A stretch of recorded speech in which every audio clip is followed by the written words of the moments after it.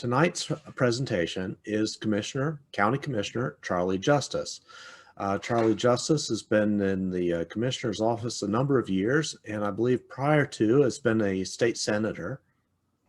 And I'm not sure if there were other prior offices before that.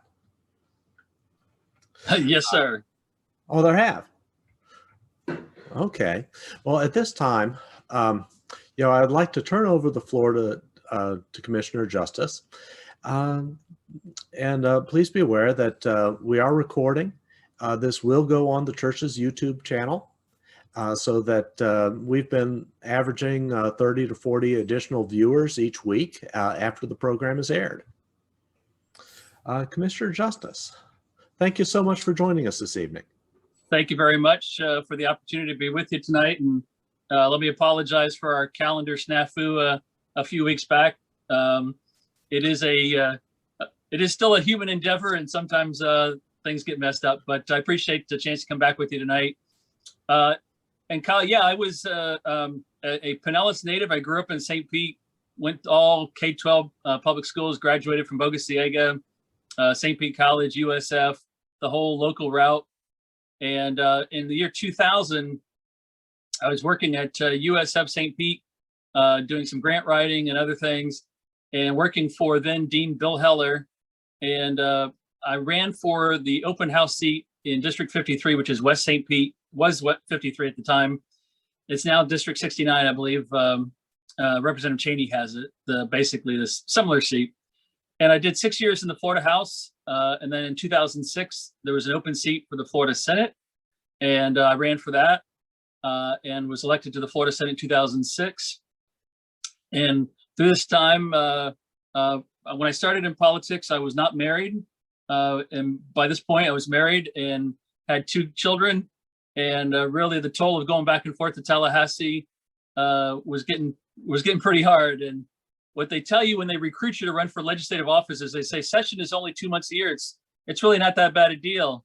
What they don't tell you is that there's like 9 weeks of committee meetings, and that every year they have at least one special session. I think in my 10 years, maybe 1 year we didn't have a special session. And in one year we had 5 special sessions. So the time for this part-time job in legislature started to take its toll. In 2012, I was very fortunate to be elected to the county commission, and have been loving this job. I call it the best job I never knew I wanted. If you'd asked me in 2000, what does a county commissioner do? I'm not sure that I could really tell you. Now I have a little better handle on it. So I was elected in 12 for the first time. I was reelected in 16, and then just reelected last year in 2020. So I love my job, love the opportunity to serve, and grateful for people letting me do that. I wanted tonight to talk a little bit about kind of a County 101, then some of our specific partnerships in the community, and then really after that, open it up for conversation wherever you want to take it. So Pinellas County, if you don't know, we're about a county of about 1 million people, and we're divided about 600,000 and change live in one of our 24 cities. And if we have 24 cities, which is if you came from somewhere up north and a big city up north, 24 cities in one county seems pretty crazy, but that's how we do it here. And some of our cities are just a handful of thousand people. St. Pete, obviously, almost 300,000 now. Clearwater is getting there as well. But that tells you that we've got about 300,000 people who live in unincorporated. And the role of a county commission and county government is twofold. We have some responsibilities that we have countywide. Emergency management services, overseeing our constitutional offices, the elections, supervisor elections, clerk of court, tax collector, our property appraiser, those offices, the sheriff, we work with him on his budget. And then we have some duties, and mosquito control. That's an important one that we have countywide. And those of us who didn't think it was that important just a few years ago when we had the Zika virus, mosquito control became very, very important. And I was chairman in 2016 when we had Zika, and I learned everything about the breeding habits of the Zika mosquito that you could ever want to know. So it was a stressful but fascinating time. And then there's some responsibilities that we have only for the unincorporated. We are the local government. We are the city council, for lack of a better word, for those folks that live in unincorporated. And there's a lot of unincorporated areas that you think are cities. Feather Sound, Tierra Verde, Lellman, Eastlake, Palm Harbor. Those are all unincorporated areas most people think are cities. Those folks rely on us for their local government services. It's a little bit more like the Wild West and unincorporated than in, like, for example, the city of St. Petersburg, as far as trash pickup or some of the other typical municipal services that we have. But so we have those kind of responsibilities split. If you don't know, we have county commission, we have 7 members. We have 4 members that are elected in single member districts. Commissioner Flowers, Commissioner Peters, Commissioner Eggers, and Commissioner Seal. Each one of those folks only gets voted on by the people in their district. And then Commissioner Gerard, Commissioner Long, and myself, we have to live in a district, but we run countywide. And it's getting up there on our votes, 250, 260,000 votes that I'll get in a countywide race. And really it's almost 500, 550,000 sometimes in a total countywide race. If you're curious, that's more votes than, and I'm blanking, it's more votes than the previous governor of Alaska received when she ran, and about the same number of votes that Joe Biden got when he was running for US Senate in Delaware. And so Sarah Palin. And so it gives you an idea of the size comparison of Pinellas County to Delaware or Alaska. It's a fascinating thing. So the 7 commissioners we have, it's a manager style form of government. So the 7 commissioners, we hire 2 folks. We hire a county attorney. Currently that's Jewel White, and she has about 30, 35 employees, attorneys, paralegal, support staff. We hire a county administrator, currently Barry Burton, and he's got a staff of about 2,300 people. That's roads, traffic, parks, recreation, budget, everything you can think of that goes to make a government work. We are currently, our budget's sitting at about $2.2 billion. And it sounds like a lot of money, and it is, but when you spread that out over a county of 1 million people, it goes pretty quick. And I won't go through all the budget numbers because you probably don't want to hear all that. But what's I always find interesting is out of that $2 billion, only about 20%, 22, 23% of it actually is funded by property taxes. Everything else comes from grants, fees, federal, state partnerships, all those kind of things. But only 22% is paid for by property taxes. I want to kind of run through a little bit of, and I know I'm going to cover a lot of stuff fast, but we'll have time for questions. Go through some of our quick departments. Oh, one more thing before I get into departments is I was telling you how people mislead you when they recruit you for office. Well, same thing kind of when I sat down with a then current county commissioner, and I asked him what his schedule was like, because I wasn't really familiar with what the day-to-day routine of a county commissioner was. And he told me that your Tuesdays are shot because you've got meetings, but the rest of the week, you can kind of create your own calendar. What he didn't tell me was that you don't just get elected to the county commission, you get assigned to all these different committees to represent the county on. And currently, just to give you an idea of what my time is like, I chair the Historic Preservation Committee. I represent the commission on the Area Agency on Aging of Pasco Pinellas. I'm on the Early Learning Coalition for Pinellas County. I chair the Tampa Bay Estuary Program, which is one of the best programs in regional Tampa Bay partnerships ever created. It's one you may never have heard of, but it's an unsung success story. And then I also represent Pinellas County on the Gulf Consortium. And the Gulf Consortium is 23 counties, the coastal counties of West Florida that were impacted by the BP oil spill now almost 11 years ago. And we oversaw the creation of the process for spending the money that we received from BP through that. It's got to go through a whole long federal process. And if you've ever been involved with a federal grant, you know that's a lot of paperwork. But one of the first projects that we've seen come from that is we got $1.1 million from that consortium to work on Lake Seminole. And if you're familiar with Lake Seminole, it's especially the north end is just muck and weeds and all kinds of bad stuff that's not good for the lake. And it's also not good for the runoff for the bay and eventually into the Gulf. And that's where we find our nexus to clean up Lake Seminole with some of that money. To run through some of the departments and responsibilities that I think maybe you'll be interested in is something we're real proud of is we've beefed up funding for our Office of Human Rights. And the Office of Human Rights, they investigate discrimination in housing, employment, civil rights. They're responsible for wage theft, ordinance enforcement. They're responsible for making sure that there's reasonable accommodations to support the ADA, and they also oversee the Domestic Partnership Registry. Our Health and Human Services, our Human Services Department, which has got about an $80 million budget this year. They oversee the social action funding, which is a direct funding grant program to our nonprofits in Pinellas County. They've overseen all our CARES funding this year that we got for unemployment assistance for those that lost their jobs to COVID, rental assistance and that type of thing. They also work with our and implement our human trafficking ordinance, which deals with information and signage at some adult use establishments that still exist in Pinellas County. Our health programs, we have a strong healthcare for the homeless program. We write off millions of dollars of care at our different hospitals. We also fund the Bayside Health Clinic, which is a new clinic that just opened about 5 years ago. We got a federal grant to pay for the construction, and we work with our partners to fund the operation. That's a clinic basically for healthcare for the homeless, mainly servicing the folks that live at Safe Harbor, which is the homeless shelter next to the jail facility on 49th Street, if you're familiar with that. We were seeing just the inordinate amount of folks calling 911, our staff calling 911 from that center to get help for the folks. So we put a clinic right there in order to deliver the services needed, and it's got mental health and dental services there as well. Our health programs, we partner with St. Vincent de Paul, the Homeless Emergency Project, Pinellas Hope, Salvation Army. We have a dental services. We have a mobile medical unit that gets out into the community.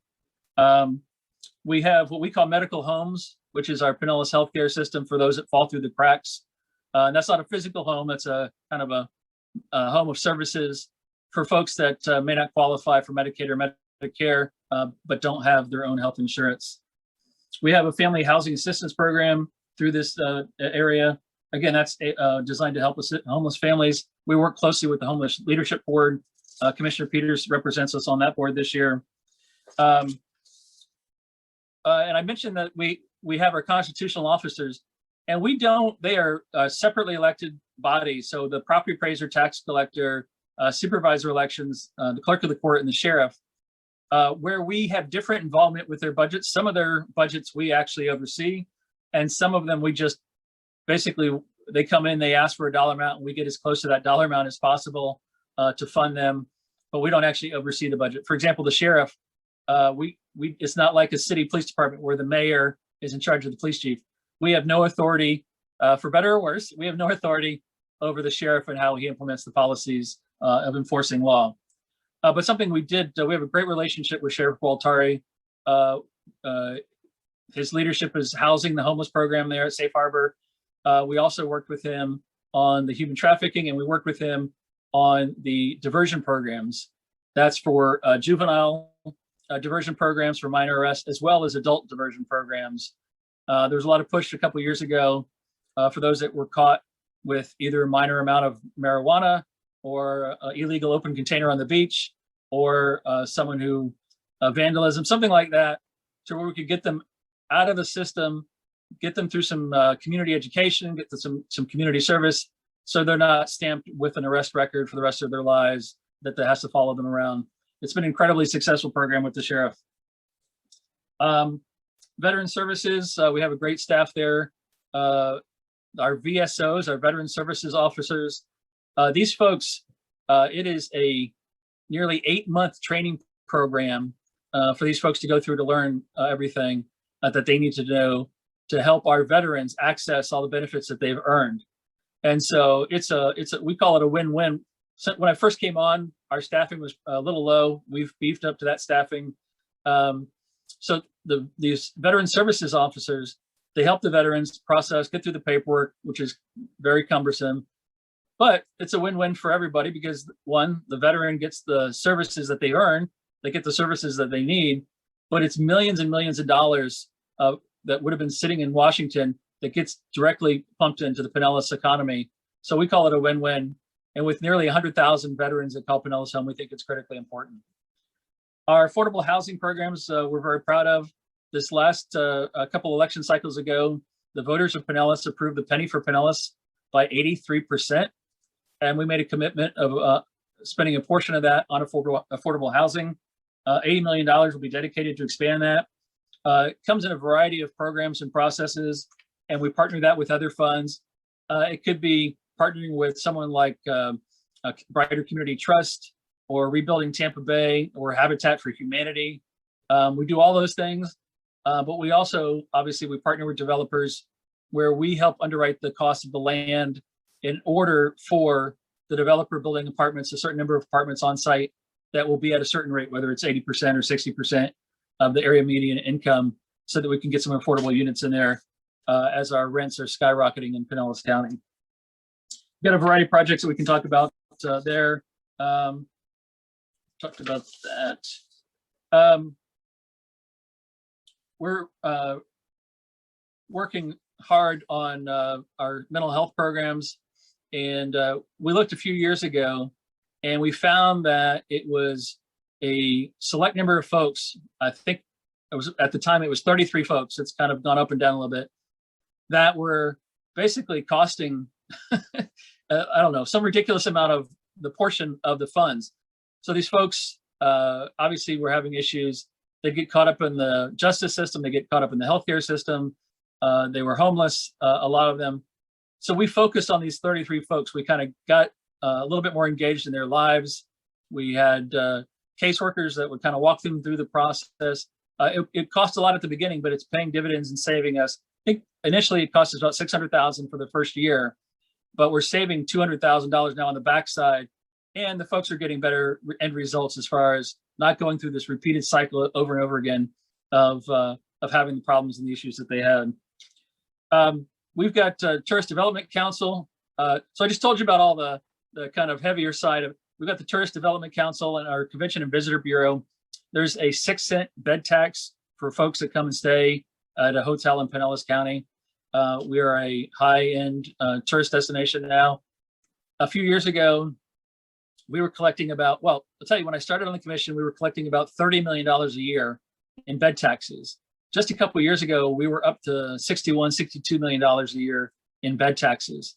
That dropped down a little bit this last year, obviously, as our rates fell through the floor in 2020, but it's picking right back up in 2021 for our occupancy rates and our tax collections. Those funds go to a few things. They go to operating our CVB, our Visitor Bureau. They go to paying for advertising to get all those folks to come here. That's what the tax was originally created for years ago. And it also is allowed to go for things like beach nourishment, and the legislature allows funding for museums, stadiums, aquariums, performing arts centers. And Pinellas County has done a little bit of all those things over the years. It can't be used for the day-to-day operations of the county yet. And so it's limited in what it can be funded for. In Pinellas, we have a policy of 60% going to that operation of the CVB and advertising, and only 40% going to any capital construction costs. We've had other counties where, like, quite frankly, Hillsborough across the bay, where they got engaged in too many capital projects and kept paying for bonds, convention center, aquariums, those things, to where they were starting to lose money on how much they were able to prime the pump. We have an economic development department that does great work to get us engaged. So a lot of different departments, a lot of different budgets going on. But I wanted to talk about something that our partnerships, because I think this will kind of lead to where you want the conversation to go tonight. We know, I said we 24 cities. We know in Pinellas County, we can do very little without partners. We value our municipal partners, every mayor, all 24 mayors, all 24 city councils, which sometimes drive us nuts. But we love working with them to bring success for their citizens, because they're our citizens too. But we also partner with nonprofits. One of our best partners is Habitat for Humanity. We partner with them with land use.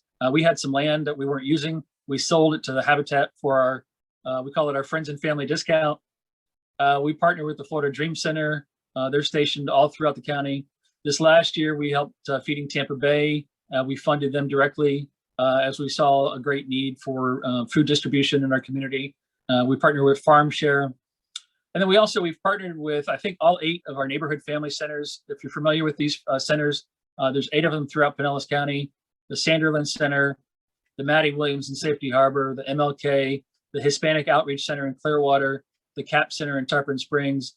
And the one that I work closely with is the Lellman Asian Neighborhood Family Center in Lellman. And all these centers help us connect with the communities. We help them by facilitating block grants from the federal government to help, whether it's capital or direct services. But that's how we get in the community. And we find, especially during times of really need, having those folks in the community helps us deliver the services directly. And that kind of leads me right into the last thing I want to talk about before I open it up for questions is through this whole COVID situation over the last, I guess, year and a half, whatever it's been, we've partnered with these centers. We've partnered with all those nonprofits. We've partnered with our municipalities. But at the very beginning, we had to set up shop for our testing sites. We saw hotspots starting to happen in Southeast St. Pete. So we set up a mass test site at the Mahaffey Center. We moved that over to Tropicana Field when Mahaffey reopened. We have a site in North County at Ruth Eckerd Hall for testing. When the vaccine started to come available, we set up shop.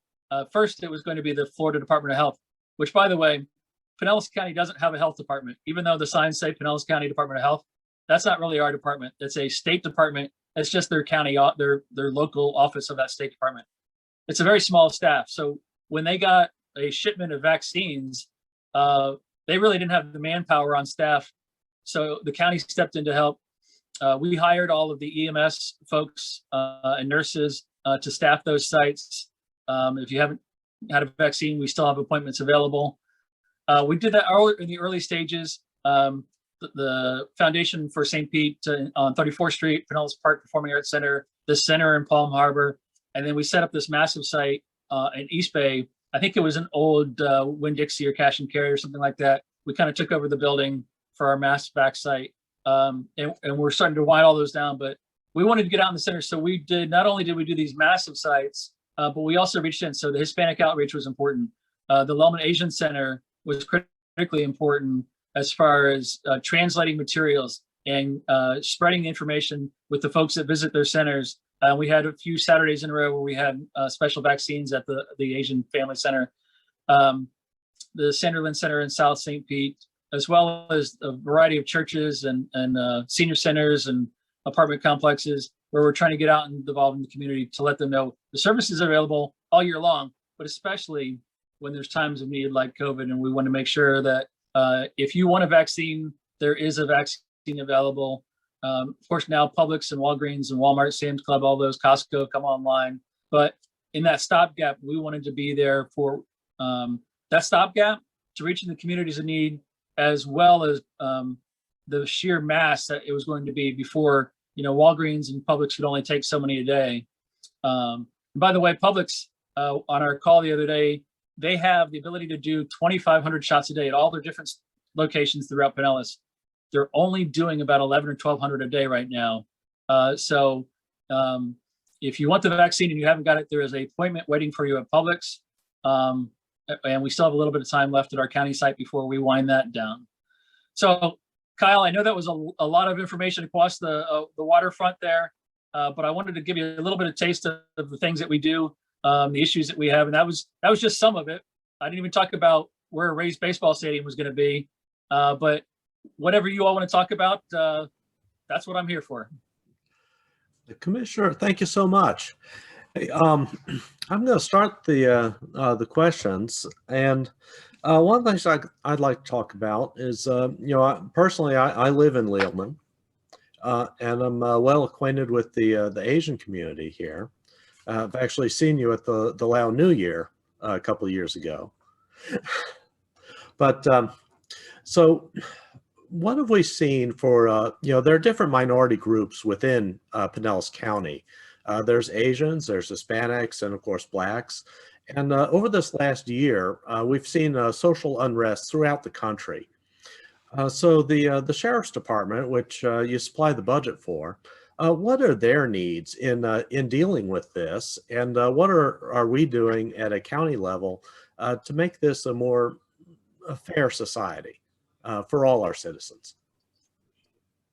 You see me shuffling papers because we asked the Sheriff's Department, their information department, kind because I actually did an interview last week with Bay News 9 about the increase in Asian hate crimes throughout the country. We're relatively fortunate in Pinellas as far as all those type of issues. I'm trying to see his notes he sent me. He just sent me the notes about how they investigate the crime. It's alleged it was a hate crime. They conduct an investigation of the crime itself, and then they internally go along with the threat management section to investigate whether or not there was a hate crime. And then if that investigation determines it gets ratcheted up as far as the potential for criminal penalties. We haven't seen it, but we kind of feel like we've been trying to be proactive. Our communication director, Barbara Hernandez, has really done a great job working with the Lellman Family Center and Mr. T there as far as translation. For a long time, everything was English and maybe Spanish. And now we've got into Vietnamese. As you know, Central Lellman and South Pinellas Park, a strong Vietnamese population, probably about 30,000 folks, as well as Laotian and a variety of other backgrounds, national backgrounds. And so what we've tried to do is not so much the stick, but the carrot. How do we get folks involved? How do we get folks involved on different boards on the county, engaged in the county services? But again, we make sure that our hurricane guides, which will be coming out pretty soon, we have 3 versions of those in Vietnamese, Spanish, and English. And we'll try and get it translated digitally for any other language that we can get someone to translate it for us. Can't always afford to print all those documents, but so that's where we take it. That's how we try and do it on that side. We have strong outreach with the Hispanic Outreach Center in Clearwater. We have some folks that are very engaged there. So those are the ways that we try and get into the community. Like I said, we haven't seen that. And I can tell you that I'm with you. It's very sad what we've seen. We haven't had the hate crimes maybe that you've seen on videotape from other cities, but the discrimination is certainly there. My daughter went to the after-school or summer program at the Lellman Asian Family Center, and has very close friends of all those international backgrounds that we just talked about. And her friends' stories would break your heart as far as what folks would come up to their parents at a shopping center and say during this whole virus situation. We have friends that have a small Chinese restaurant. They shut down for a month because it just wasn't worth it. So obviously we've got work to do. And this story will be on Bay News 9, I think, next weekend. And part of the interview, they showed movie clips over the years of how Asians were portrayed in these movies. And it was embarrassing to watch how Mickey Rooney was playing a Chinese man. It was amazing. And so anyway, I'm kind of getting off track, but so we've got work to do. We don't have it as bad as other communities, but we are committed to continue that work to make sure everyone feels part of Pinellas County. Okay. So everyone knows, I am looking at this point for people who are raising their hands, either by using the reactions or by hand. Oh, Jim. Jim, I see you have a question. Yes, Mr. Justice, how does the county relate to churches in Pinellas County, including the county commission's involvement with FAST, the church affiliated group? Sure. Beyond individuals' engagement, certainly we relied on, specifically in South St. Pete, churches there as far as helping us spread the word about testing and vaccines. That was a big part. Our social service programs. Through FAST, we have, I think most of us have been to most of the Nehemiah nights, if not all of them. I was out of town this last time, couldn't attend. And I thought it was going to be available by Zoom, and then it was in person, and so I wasn't able to go. But FAST has helped us shape our policy over the last 7-8 years in Pinellas County. Early on, dental care was a critical priority. We increased our funding for dental sealant programs. 211 was a priority one year. We increased funding for 211 for our suicide hotline. In the last several years, we've been working on affordable housing issues. That's part of where that commitment of that 4.125% of the penny for Pinellas for the next 10 years will go for affordable housing. We've been working with them on issues that they brought forward as far as mental health. We're still working through the mental health, what the delivery model system will be. But so we have, I think, a pretty good relationship with FAST and the folks that are involved there.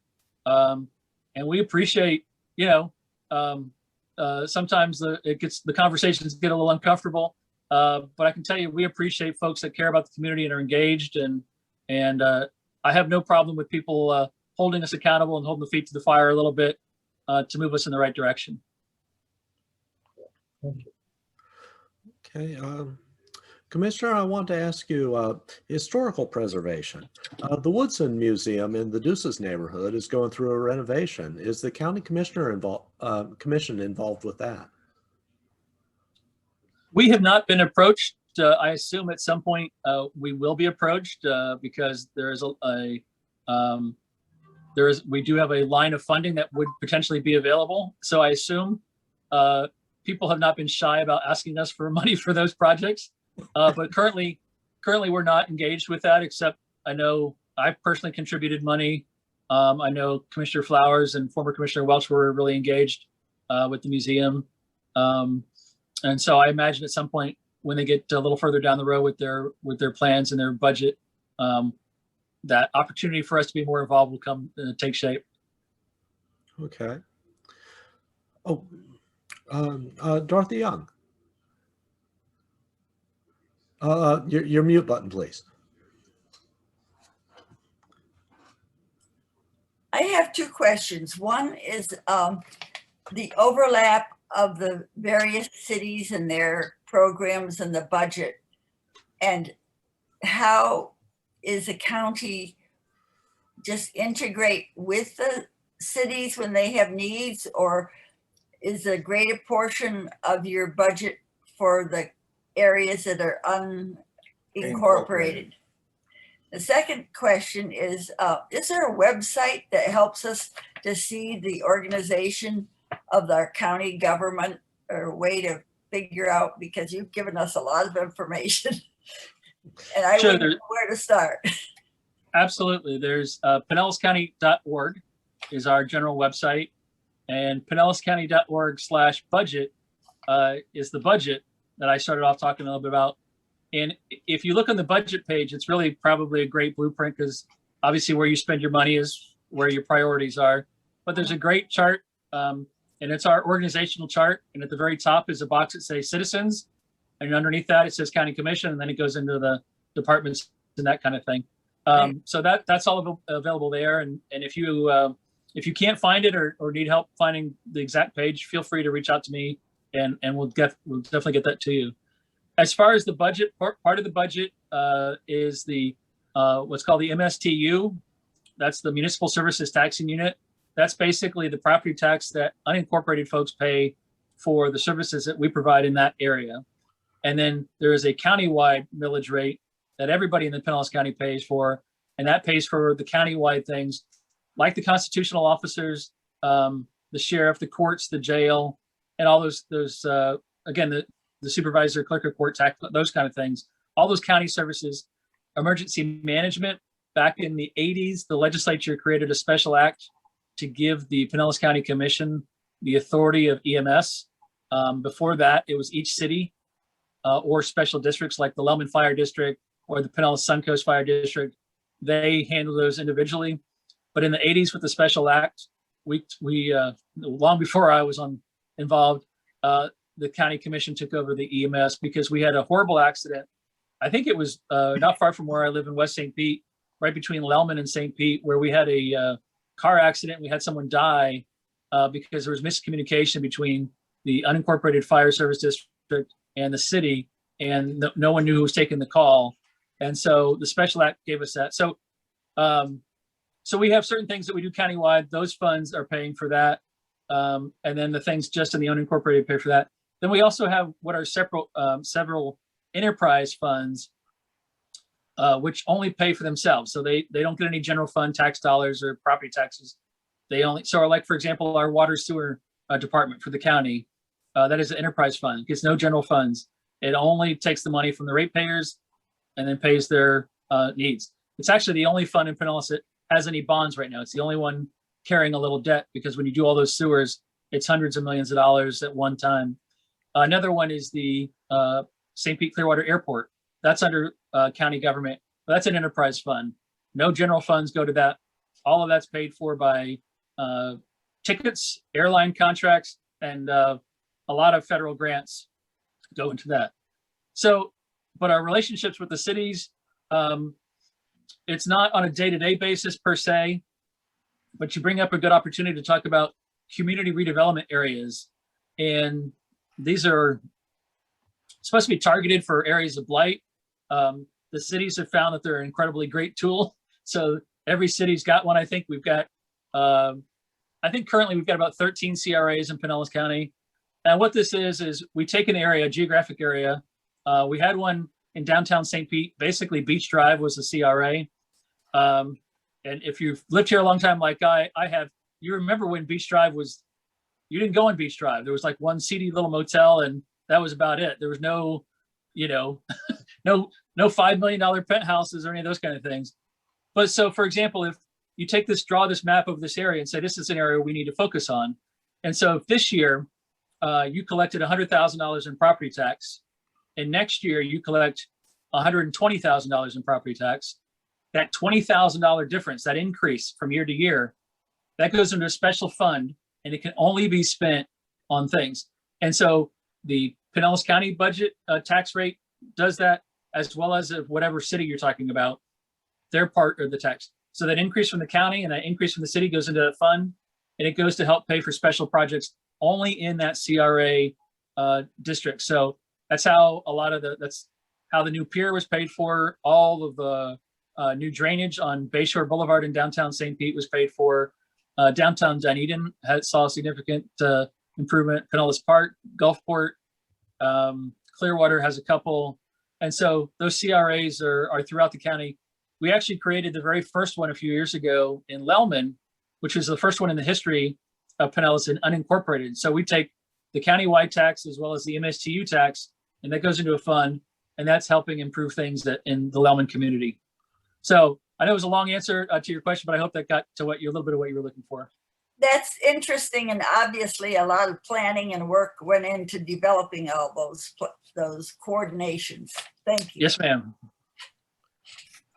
Bud, you have a question.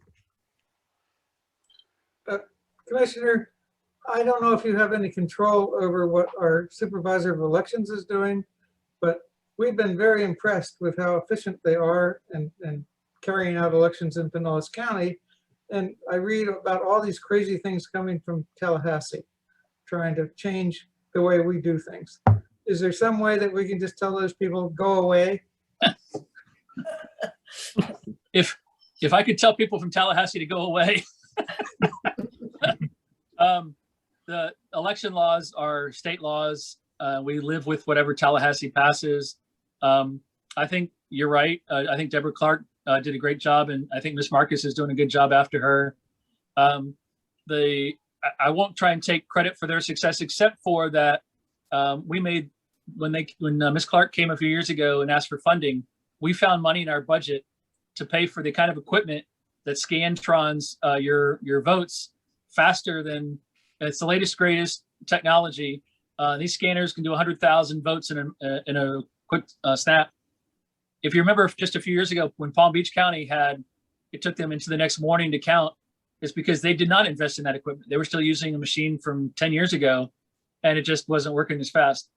We actually bought her another machine this year, which will help with even more of the mail-in ballots, count those even faster. So we've invested in the not exciting stuff, but the important stuff to get the job done. So that's how we've tried to support the good work that's happening out at the SOE from the county commission perspective. But yeah, we don't have control of the state laws and the drop boxes and the mail votes and all the things that you're talking about this year.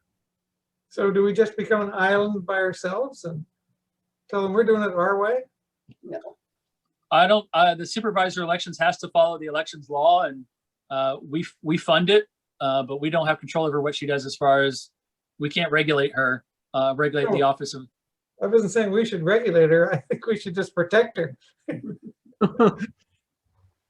Yeah, if you have a good attorney that can help us do that, we're all ears. Okay, Commissioner, I wanted to ask you, one of the things you brought up was human trafficking. What form is that taking in Pinellas County, and what can we do about it? It takes every form that you can imagine. What we did a few years ago was there was a state law was passed, which gave us permission. So it was kind of an odd law, but it gave us county permission to go in and place awareness signs in every adult establishment, and basically in every employee area, dressing room, restrooms. We have these placards all over there now, which basically give a website, email address, a toll-free number for folks to call. We have staff that's devoted to go to those establishments, make sure that the signs are up. And it's not just the kind of what you think of on TV as these dance clubs. It's massage parlors, and our staff, they figured out it's nail techs, some of these centers. They know better than I do where some of these hot spots are. But we saw, I guess it's been a few years now, but I live in West St. Pete, and we had a spot on Causeway Isles on your way out to Treasure Island where there was a house there, beautiful, very expensive house that was basically a prison. And the folks, the women were in prison there, and they were vanned out every morning to the dance clubs out on Gandy at the time. And then they were vanned home, and their neighbors thought something was odd, but they never knew what was really going on there until FDLE and our local law enforcement busted the ring. It takes that. Then it's now our sheriff's department has a heavy cyber crimes unit. That's what you think about now as far as having your children on what websites they access. And there's every day there's a new website that allows them to talk with their friends online. And you just have to be diligent about making sure you know what sites they are, make sure they know the dangers that exist, make sure that you're kind of keeping track of who they're talking to, whatever parental guidance tools that you feel comfortable using, all those kind of things. But we see all the things when you have big events like the Super Bowl or conventions or conferences. Unfortunately, that becomes a hot spot. So our law enforcement is aware of it. We're partnering. City of St. Pete Police Department got a grant this year. We're trying to figure out how to make that grant funding permanent. City of Clearwater had it a few years ago for a task force to partner all our law enforcement agencies so that they all work with each other as far as communication. But it's just something that we have to do every single day. Oh, Jane. Jane, you had a question. Yes, thank you, Charlie. You talked a little bit about affordable housing, and I wonder if you'd talk a little bit more about affordable housing. You talked about source of income and you work with partnerships, but with 23 cities in a vast unincorporated area, where does the initiative come from? How much does zoning take a play in this? How much variation on types of housing can be provided through this funding? Those kinds of questions, if you would, please. Thank you. Sure. Thank you for the question. It takes shape in whatever format someone will offer. We opened an apartment complex a couple years ago in Largo called the Palms of Pinellas, and it was more of a traditional development. And if you look at it, you would never know that there was any affordable apartments in there, any different than what's called market rate. But we paid for the land. We bought the land, and so the developer, especially now, land costs can be a huge portion of the equation for a developer. And so when they're looking at their total cost, their time of investment, what their rents need to be in order to get their investment back and then a profit, that land cost is important. So that's kind of the traditional model. But we also partner with Habitat for Humanity, and we help them with attractive land in Pinellas Park that's about 62nd Avenue and just west of 66th Street. And everyone that's in Habitat's a single family home. So it's a very different model. But everyone that is in Habitat is someone who is at 80% or less of the area median income. So it's an interest-free loan, but it's still they're paying a mortgage. A lot of folks think Habitat's a free house or something like that, but it's not a free house. It's they do the sweat equity and all the training, and then they get the mortgage without the interest, which is huge, but it makes it affordable for them. It's a partnership. We have Housing Finance Authority at Pinellas County that goes out and looks for partnerships and opportunities for development. City of St. Pete and some of the larger cities have their own staff, which kind of do that as well. And that's where a lot of the impetus comes from. We have staff now that are out looking for land. It's land in Pinellas is a challenge. And I think what you're going to start to see is, and you talked about zoning and those issues, is we have a very low amount of industrial land left. So we're trying not to turn any of our industrial land over to residential, but we also now have a lot of retail zone land, which unless something dramatically changes, that Kmart building is never coming back as a Kmart building or anything close to a Kmart building. So how can we loosen or change or adapt our zoning so that you can put residential there, maybe with mixed use or whatever? But I've got, again, I'm in West St. Pete. There's a abandoned Kmart on 66th Street that was just about to become a brand new, and I forget the name, it was a home goods type store. And it literally happened right before the pandemic, and then just the deal went away, and you just know it's never coming back. And so that's a big swath of a big building and a huge parking lot. That's got to be some way. And again, where we would come in is one, facilitating the zoning and the talks with developer, but also probably having to pay for some of that land and maybe at a higher rate than we would in residential land because of what it was previously zoned. But we're open to all those ideas.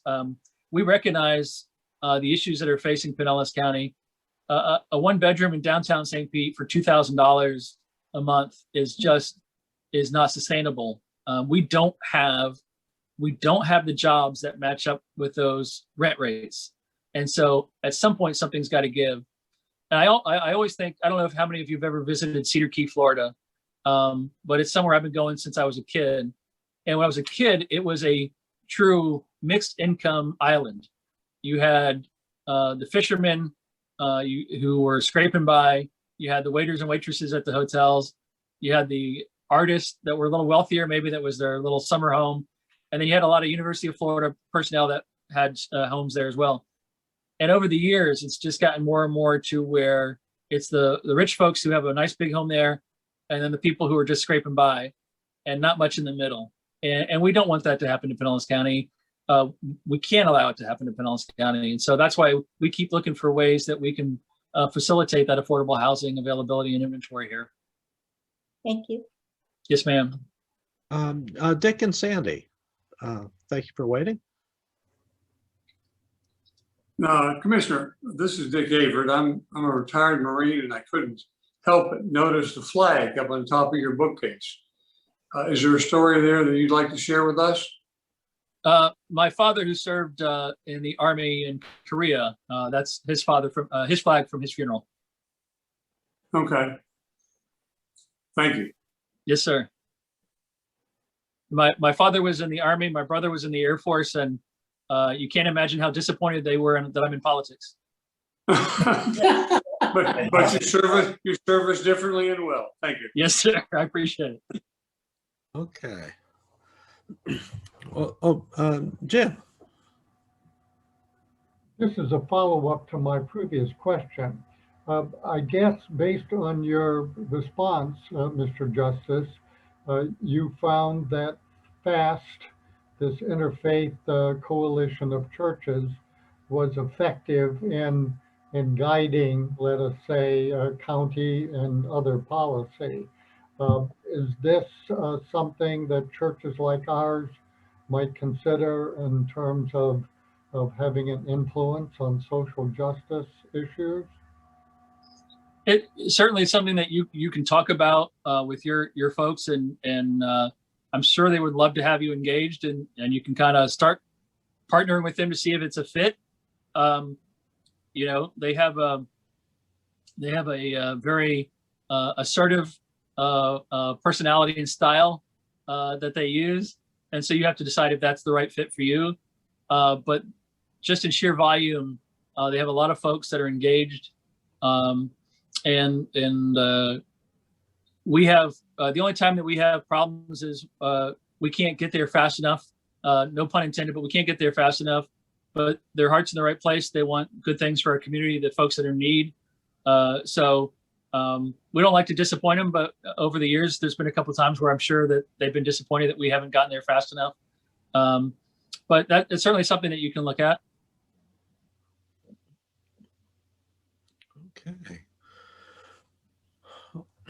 All right. Well, Dawn. Dawn, yes. Commissioner, thank you so much. I appreciate all the information that you shared, although I think I'm going to have to go to that website and study it a bit. I am wondering, what are the long-term impacts that you believe will change the way you all do business as a county related to COVID? What will significantly change going forward, or what do you envision will significantly change? Thank you. Sure. It's I think that we'll get back to pre-COVID activity as far as how the commission meets and does our business. But as far as the county as a whole, at the peak of people being spread out of that, what did I say, 2,300 employees, we probably had 600 employees working from home. And so we're trying to figure out now, because we actually need a new building or a major rehab of our building. And so we're trying to figure out now how many of those 600 folks need to come back and how many can still work at home, and where maybe we would have had 10 offices, maybe we have 2 offices and then like a shared workspace kind of thing where people come in and out of the office at different times and different days. All of those things, it's really the number one way that it's impacting us. You know, all of us complain about Zoom and these Zoom meetings, but there's a lot of advantages and benefits to it for time and scheduling, and we have offices all over the county, so not having to drive all over the place. We're limited as a commission by Florida public meetings laws. The governor gave us an emergency order last year to let us meet remotely, but that has expired, so we're back meeting in person. We found a huge meeting space in a building the county owns out in Largo. So we each have our own table and we're spaced out with plexiglass and that kind of thing. But I would imagine that maybe after towards the end of this year, beginning of next year, we'll be back into our offices and our meeting room in Clearwater for that. But as far as the staff, we're evaluating that right now to see what that means for those spaces. Also, will we make that more accessible for the public as far as instead of coming down for a permit, we're investing in software that will let you submit all your applications and your architectural designs and all those kind of things. So you'll be able to do a lot more of that remotely than having to come down in person for some of those things. So it's certainly, like every industry, it's impacting us as well. All right. Thank you. Well, thank you so much for taking this time with us. And as far as the other night, we are forgiving people. But all right. Kyle, I really appreciate it. And again, let me just tell you that if you go to pinellascounty.org, there's a button on the front page for commissioners, and it gives us all our information to contact us. So if there's something follow up, or if there's a way I can be of service, please feel free to reach out to us. Well, I can tell you I will be in touch. I'm also on the board of the St. Pete Astronomy Club, so I'll be in touch on another issue. But I wanted to thank everyone for joining us tonight. Thank the commissioner so much for taking the time to tell us about all the activities of the county and how we're making Pinellas County a better place to live for everybody. And at this time, Dorothy, Good Thumbs thumbs up. Okay, good. I was looking for last minute questions. No.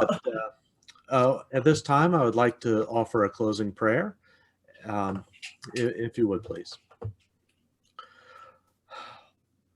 Lord, we're grateful to live in a country where every citizen can approach their public officials to talk about the important things about the community in which they live. We're appreciative of this time to speak with ours, to say, well, what's important to us? Well, what is important to us is that we love our neighbor, and we want our neighbors to live in a good and safe community, as good and safe as we enjoy ourselves. And we appreciate the time, the consideration, and the thoughtful, understanding of what's good for people. And in these things, we're grateful. Thank you, Jesus. Amen. Amen. Thank you. Well, thank you, everyone. This is the conclusion of our series on social justice issues. You may follow up on YouTube, and thank you so much.